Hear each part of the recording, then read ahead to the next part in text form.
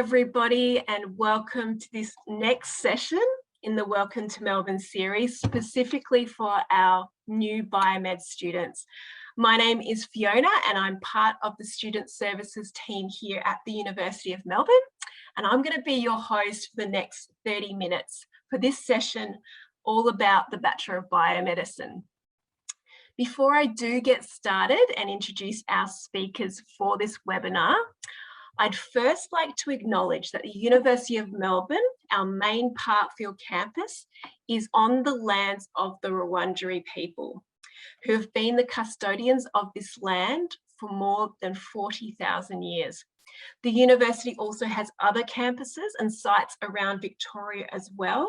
So today we acknowledge and pay our respects to Wurundjeri elders past and present, and those traditional owners of our other campuses as well. So welcome everybody. We're really excited to have our new biomed students all together here for this session.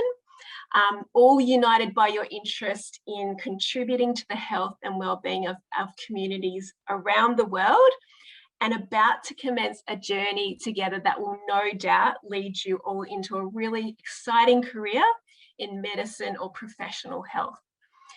So tonight we're wanting this session to be all about you and getting your questions answered before you start with us online in a few weeks' time. In a moment, I'm going to hand over to our first speaker, Dr. Graeme McKay. He's an academic advisor and a senior lecturer in the School of Biomedical Sciences, and he's one of the people who will be teaching you in the first year of the Bachelor of Biomedicine. I know he's going to talk a little bit more about himself shortly, as well as give you some insights into what remote learning in the Bachelor of Biomedicine looks like. In the second half of the session, I'll come back on with Graeme and one of our current students, Justin, and then we'll have a bit of a Q&A, and that's where we'd really like to answer your questions around online learning in the Bachelor of Biomedicine. So please pop your chats in the Q&A box, no matter how insignificant or silly you may think they are. Some of those questions are our staff in the chat room. They'll be able to help with and answer straight away. And some of those we'll be able to ask of both Graeme and Justin live in the second half of the session. So please pop those questions in the Q&A box as soon as you think of them, and we'll get to those questions tonight. So I'd now like to invite Dr. Graeme McKay to come on screen. Hi, Graeme. Hi, Fiona. Thank you very much for inviting me. I'll hand over to you right now, so take it away. Thanks very much, Fiona. I'll have to. It's a real pleasure to be with you all tonight, and really, hopefully, looking forward to welcome you in person to the University of Melbourne sooner rather than later. But in the interim, what this session will be about is giving you a flavour of what you'll be studying with us in your first year as mid-year entrance into our Bachelor Biomedical Science degree programme, and give you a flavour for how we'll interact and how that online learning will actually occur. And the plan is to do a little bit of you interacting in some shape or form, or me interacting in some shape or form with you in this session. So Fiona, if you want to launch the poll, that would be terrific. So the first thing we'll ask is really where you're based at the moment. So we want to get a flavour of where you all are around the world. It's very cold at the moment in Melbourne, a bit chilly. It was a bit windy last night, and so I'm always keen to live vicariously and see where hopefully others are in more exotic and warmer parts of the world. So if you can complete that poll. I'm not sure how many. Can everybody see the poll? Maybe you can't see the poll.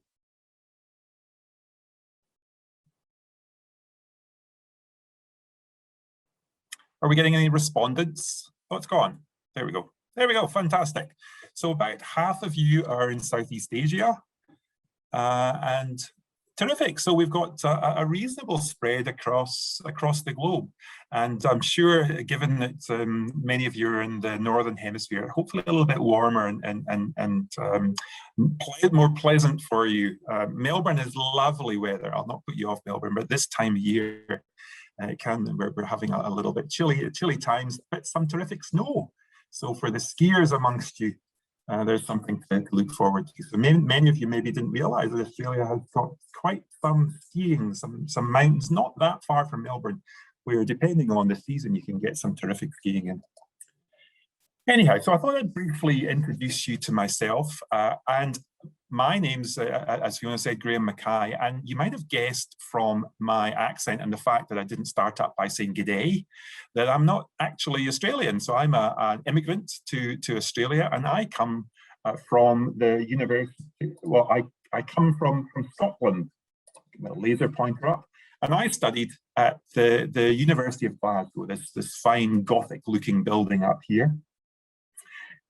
Then I went on to study at this other fine-looking building, which is University College London. So I'm from Scotland originally, but then studied in our neighbouring nation of England, and it's the capital city of the United Kingdom, London. And those of you who have been watching the soccer will know, maybe some of you might know, that there's going to be a big grudge match between Scotland and England in the European Soccer Championship. I can't remember when it's in. It's coming up soon. I can't wait. But now I'm and I guess this is a picture of me back in my happier days, back in my younger days, happy in the lab, a lab setting. So here's my little devil costume on. It must have been Halloween or something, can't remember what it is. But now I'm part of the Department of Biochemistry and Pharmacology, which is part of the School of Biomedical Sciences. And our school is responsible for running the Bachelor of Biomedical Science degree programme. And we are part then of the Faculty of Medicine, Dentistry and Health Sciences, and that's often we just simply referred to as MDHS. And at the University of Melbourne, we similarly have some beautiful buildings. This is our sort of iconic clock tower here. And so similar to these European institutions, except you can see the weather's nicer in Glasgow. Nice blue skies. Look at these terrible clouds anyway, that's what I always say. When you finally get to the University of Melbourne, and as I said at the start, we hope that sooner rather than later, you'll find out one of the wonderful and exciting parts of doing biomedical science at the University of Melbourne is that you're not just in a university where biomedical science takes place, but you're part of a precinct. And this is what's often referred to as the Parksville Precinct. And this sort of dotted line here shows the classic, sort of the considered campus of the University of Melbourne. So we've got a variety of buildings around, and these are our colleges that exist, our residential colleges for a variety of students. Some amazing buildings located around in the sort of northern end of the campus. But just on our doorstep is a whole host of various facilities and various institutions that make the opportunities that exist within the University of Melbourne in the biomedical sphere just so much more rich and filled with possibilities. So what I thought I'd do now is very quickly use this annotate feature, hopefully, to illustrate where these buildings are. We'll start off with the Royal Melbourne Hospital, which is located essentially here. We've got our Royal Women's Hospital here. The Victorian Comprehensive Cancer Centre is right there. We've got the Peter Doherty Institute located here. The Walter and Eliza Hall Institute. The Melbourne Brain Centre is here. The Royal Children's is off to the side here. It's just further up there. And as is the Murdoch Children's Research Institute. The Bio21 Institute is here, and there's more coming. So we have another centre for infectious disease that's going to be opening up down here, as well as a large biotechnology company will be opening up their headquarters. And so this is the sort of centre here of the biomedical sciences, and you can see where we're part of this much, much greater precinct. And that gives you opportunities during your studies perhaps to do some research project out in these various other institutes. But it also means it's very easy, and we have extensive collaborations with all these other centres. So you're learning from experts in the field, and they may be practicing in medicine, so they may be medical clinicians that are experts in their area, or they may be researchers that are world-renowned in terms of their expertise in whether that be cancer or in cardiovascular disease or in immunology. So it's a terrific spot to be based, not just from the possibilities of research, but also from a learning perspective, having access to all these experts that can enrich your stay with us. Okay, so let's now with the practicalities of what's in store for you. So if you start, when you start your biomedical degree with us, this is the beginning of your journey. And so this is our semester 2, you'd essentially be starting, and you'll be taking subjects, core biomedical science subjects. Now, these core subjects have been custom made just for you guys, essentially. So no other students from the Bachelor of Science can take these subjects. It's just designed for you. And they've been designed to be integrative, combining various disciplines together and showing how often the individual parts can create something much, much greater when you have appreciation of these different biomedical science disciplines. And also instead of harmonizing content, giving you this idea of understanding of how it all fits together in terms of a better understanding and appreciation of biomedical mechanisms and human health. The subject that I'll spend a little bit of time talking to you about in detail is this subject. It's a brand new subject called Discovering Biomedicine. I'm one of the co-coordinators of this subject. So I thought I'd use that as an exemplar of the types of learning that you'll get in the online environment until you can join us physically here at the University of Melbourne. So this brand new subject is called Discovering Biomedicine, and the idea behind it is we're sort of integrating core aspects of life and of having an effective and happy society, but sort of pitching it to you from the sphere or through the lens of biomedical sciences. And so we deal with considerations, you would have heard Fiona with her acknowledgement of country. We deal with issues around the Aboriginal people the Indigenous Australians who lived in the camp, who traditionally lived in the land where our campuses are built, and think what that means to us. And there's a wonderful tour on campus that you can do virtually that deals with the Aboriginal history of the Parksville site. It's a wonderful walking tour or a virtual tour that you can do. Then we think about things about respect and diversity and inclusion within biomedical sciences. We consider opportunities and ways for you to enhance your well-being and success during your time with us, and setting you up hopefully for healthy and happy future careers. We think about aspects of good scholarship. So what are the expectations of you when you join us and when you study at a university? We think about important aspects like freedom of speech. What's expected when you're on campus? This ability that you can share sometimes controversial views, and as long as it's done in a respectful manner, when you're not threatening or harming anybody else, and that's encouraged within a university setting. And importantly, given our concerns in terms of the sustainability of and global warming, we deal a lot with sustainability. How can we make this world more sustainable for us and for future generations? Now, along the way, I'm looking at the time here, I'm realizing I'm waffling on rather a lot, Fiona, so I'll probably cut to the chase a little bit here. But along the way, one of the great aspects, as I described, was being located where we are, we have access to all sorts of different experts that can come in and talk to our students about important aspects and share their knowledge with you all. And so this is what happened in the subject this year. So we had a couple of one for the Nobel Prize winner. This is Peter Doherty, after which the Doherty Institute is named. And Peter Zoom bombed our first lecture of the semester, and I kind of maybe spoiled it for you when you join campus. But Peter was able to chat to students about, and not surprisingly, SARS-CoV-2 featured strongly in the discussions and the questions that he received from our cohort. We also have Tilman Ruff, who spoke to students, and he is sort of a recipient almost of the Nobel Peace Prize in his work in banning or trying to ban nuclear weapons, essentially. So this is the sort of spectrum of people that talk to our students.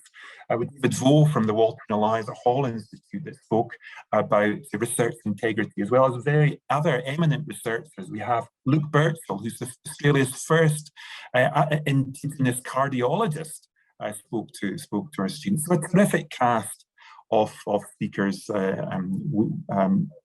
had lectures in this subject this semester. So what about the sort of assessment task and how these classes work in an online environment? Well, for this subject, there was one lecture a week and one 2-hour workshop. And the lecture was done in Zoom mode for all students. So all students turned up via Zoom link to listen to our speakers. And then we had a 2-hour workshop, and that was either done via Zoom or in person. And these are the range of assessment tasks that students had to complete. Now, importantly, one of these, the major assessment task, was actually a little research project that the student undertook in terms of teams. So how was that possible? Well, it's like the students that were here in present that could get together around a table and discuss aspects. Those students also got together and worked in breakout rooms via Zoom to flesh out their research projects and to establish who was going to be doing what, to researching in particular areas, then bringing all that together to generate written reports and a final presentation of their work. And this presentation was what we referred to as our Festival of Biomedicine. So in the last week of semester, we had all the groups presenting their research findings and talking about it in the context of one of these 6 themes. So the research projects were around a theme of sustainability and how that related to biomedicine and health, or things like respect, diversity, and inclusion. Why is that important in health? And so there was a number of studies, for instance, that looked at, for instance, the relative ratios of men and women, males and females, in different medical careers, whether it be at GP level or in specialist level, and looking at those sorts of discrepancies that arise, where oftentimes we see that women are much fewer in certain surgical specialities, for instance. So there's a lot of fascinating projects that came out from the students' work. And this is one study. So this was an online group. You can see that they came along for the final session with their pets, looking very, very cute here. But they did a project examining stress related to health professionals in response to managing COVID-19. And so they got together a variety of data and then came up with these conclusions.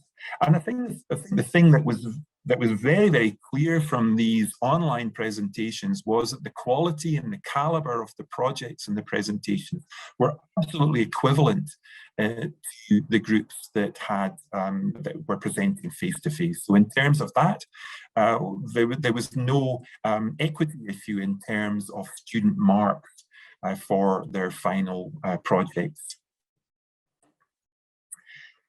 What about practical classes? Many of you will be very keen to do some practical work, and that's undoubtedly more challenging to gain those practical skills in a remote setting or an online setting. But nonetheless, there are various approaches that departments and various academic staff have taken. So one in pharmacology in my area was what we call student-directed demonstrators. So we'd have demonstrators who would conduct experiments. So we refer to them as minions on the advice of student teams. And so the students would design their experiment and then give instructions to the minion to perform their bidding. And oftentimes, even if the students were going to make unless it was a really catastrophic mistake, the minions would perform as instructed. And so sometimes that led to some challenges, but really good learning opportunities. Now, the other aspect was that in anatomy and physiology, for instance, there was various sort of 3D modeling facilities made for students to learn anatomy. So I'll show a very brief video that was generated by one of the Biomed students, so Sharanya. Thanks to Sharanya for this. Now, is this going to work? I hope it is. Let's go. Here we go.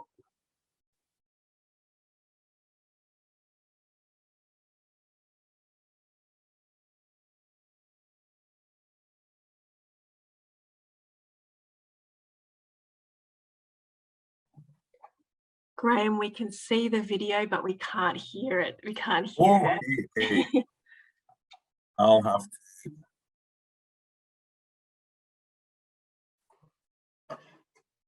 Right. Oops. I might have to go and share my. Where do I do that from? Oh. Let's go back. In biomedicine, because of the virtual setting in 2020, we were not able to access models, organs, and cadavers live.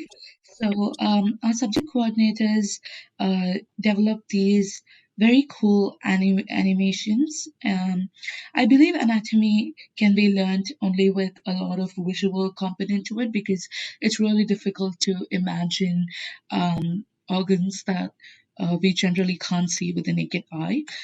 So anatomy can be pretty complicated with the various structures and the names, but I think these animated versions of it made it really cool. So for instance, you get to zoom in and zoom out of the organ, and you also have these structures on the left that get highlighted as you move your cursor upon them.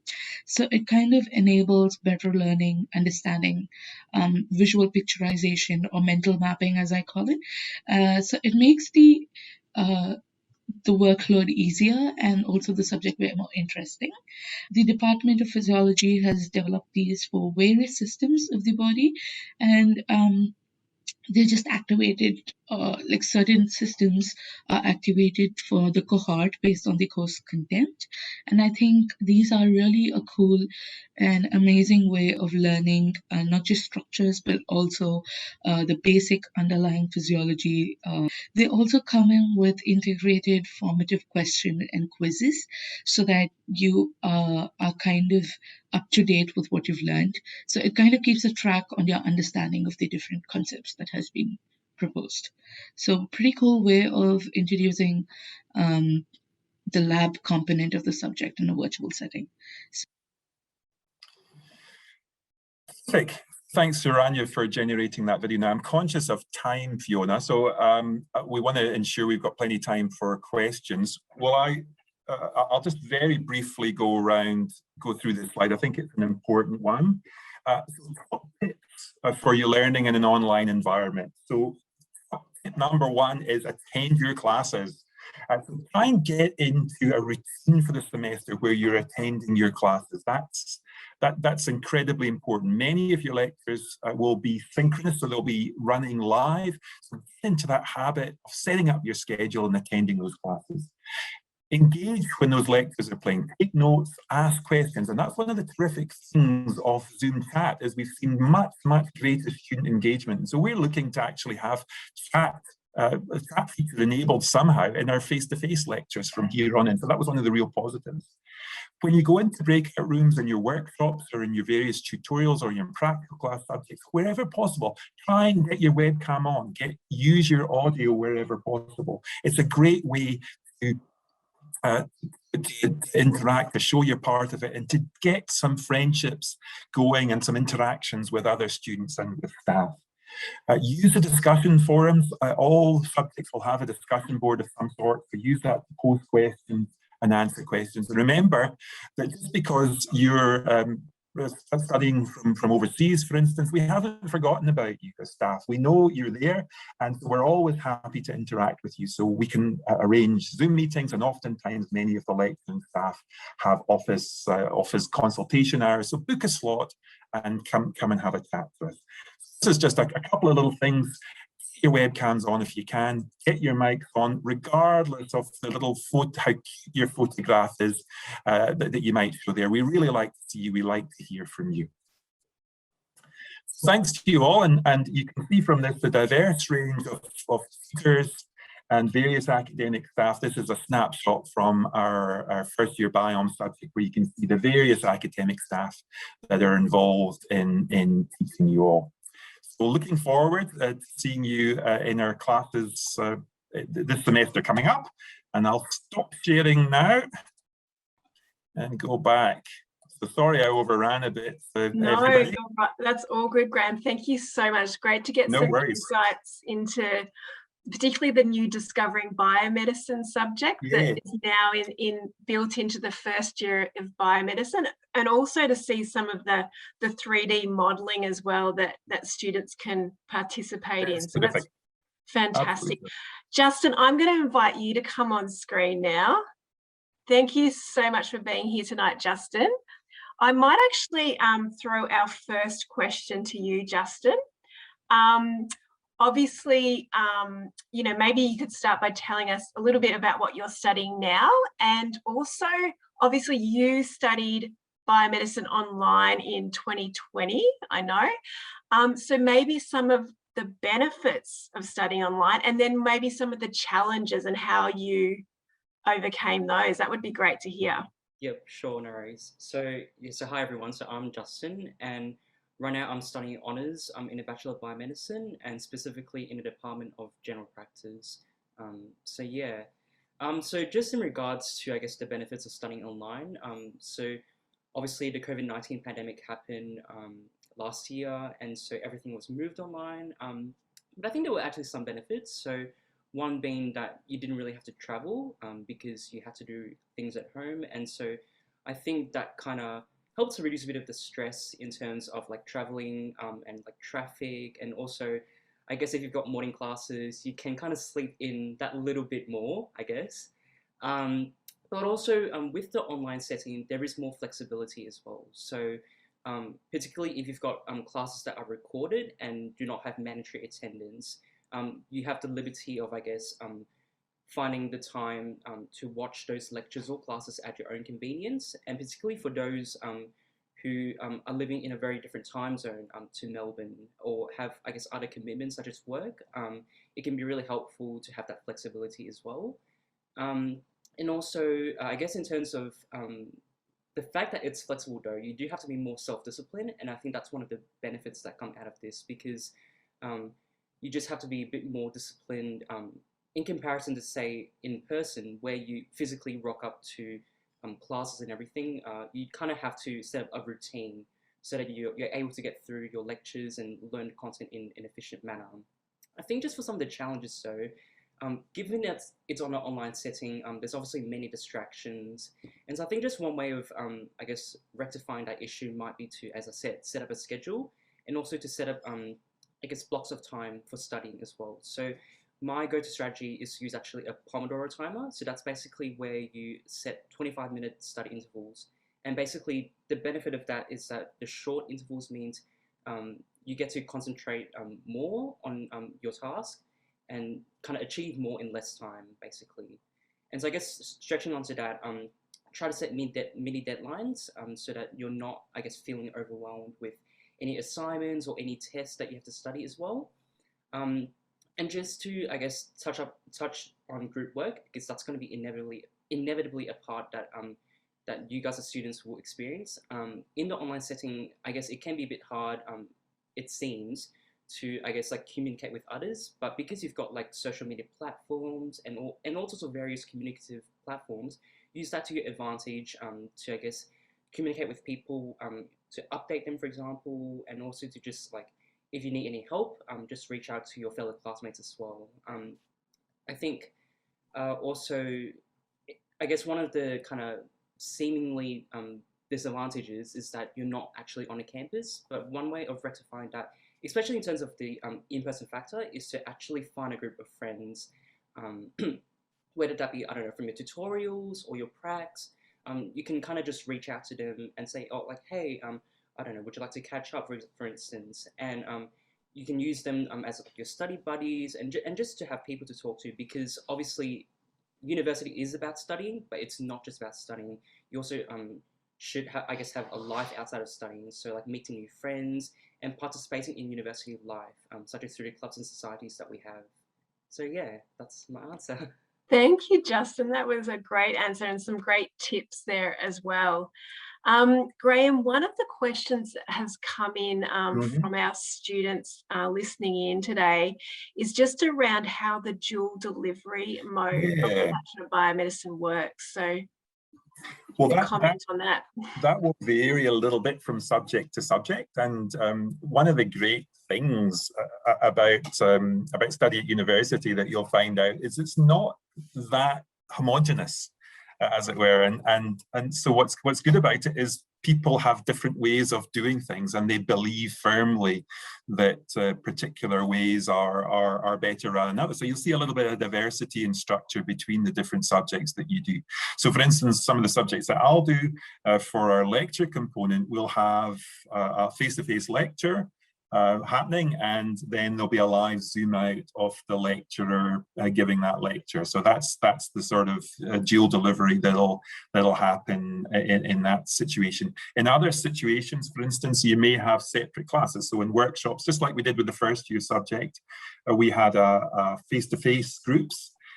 And then we had independent Zoom groups from students who were largely, not all working internationally, or studying internationally. We have a number of students who, are based in Sydney or in other parts of Australia, who didn't want to attend the university this semester. So we had a mixed bag of students in those online delivery subjects, and they were, because we had projects, they were doing projects, it was important to keep them sort of separate. So it really will depend a lot and vary from subject to subject. But we have some new infrastructure at the university, for instance, with various fancy cameras and whatever set up in a variety of rooms. And so some lecturers may engage with that to have workshops that have both face-to-face students and online students within the same class, as it were. So be prepared for a variety of different types of experiences when you're taking those classes. Thanks, Graeme. I know we're running sort of a little bit over time, but I have maybe one more question for both of you.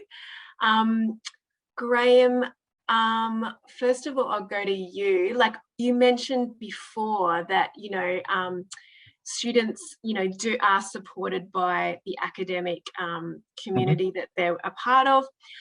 How do students seek out support from you and other lecturers and tutors when they're struggling with a concept, or can they make appointments with you? How does that work?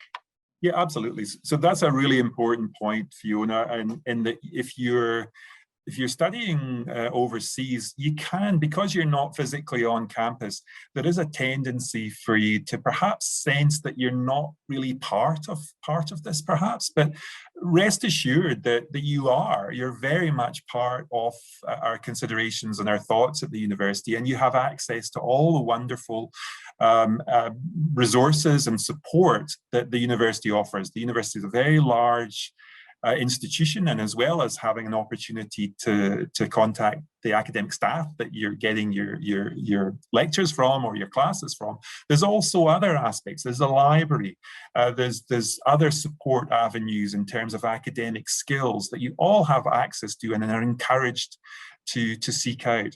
One of the messages that we gave to students in our first year, and I guess you guys will hear it coming up, I'm spoiling everything for you in this briefing session, is that oftentimes people tend to think of these services as only accessing them when you're having difficulties of some sort, but that's not the case. These various academic skills services are there to take you up a level. So it's not like, oh, I'm doing terribly now, I have to go and seek some support for that.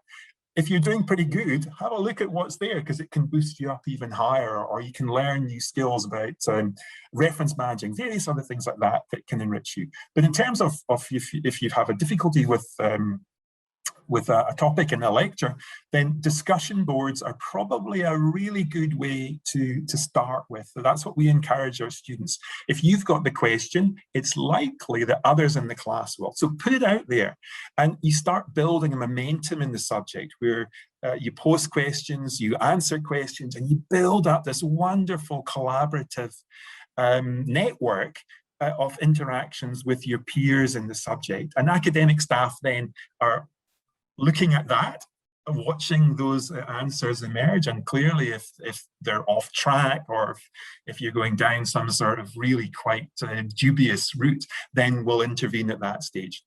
So that's the first way to do it. But if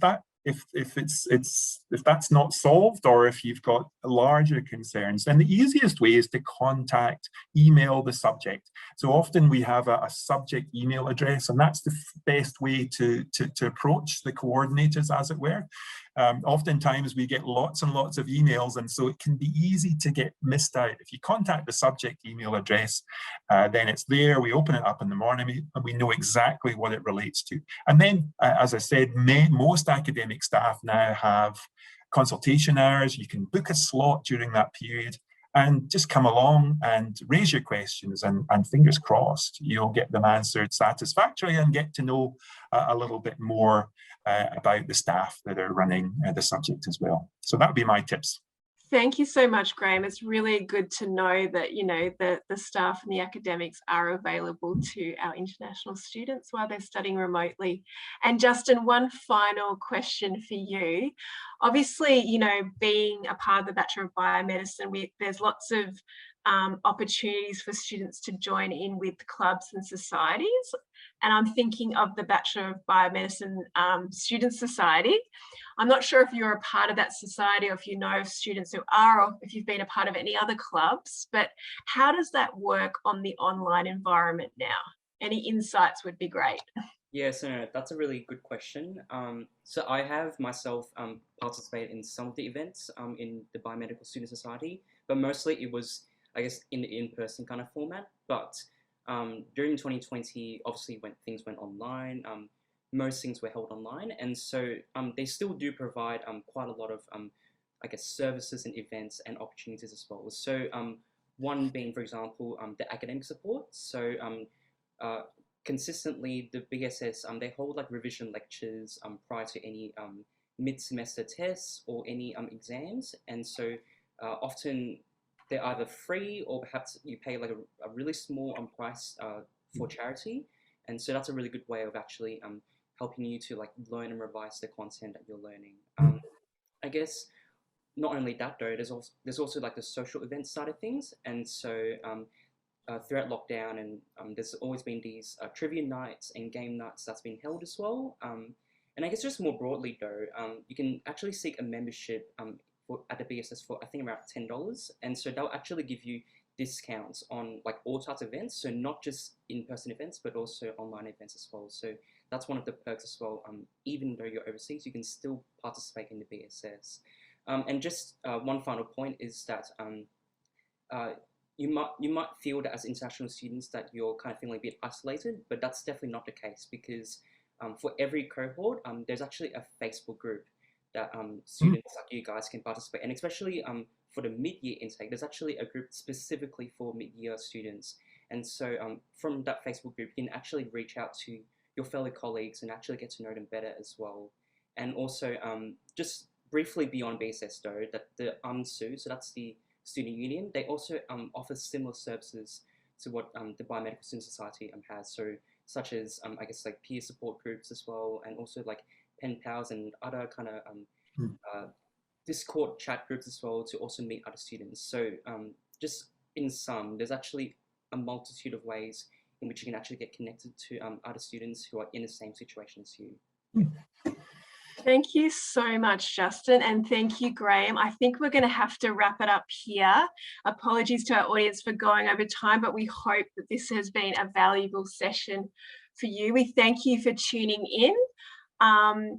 And to Graeme and Justin for providing your insights as well. I think it's going to be valuable. So as we've been reiterating over the series of yesterday and today through the different events, there are so many different services available to you as our international students studying remotely. So make sure you look out for those services and connect with those services right from the start. We wish you really well in your studies as you start this semester. And thank you again for tuning in, and thank you, Graeme and Justin.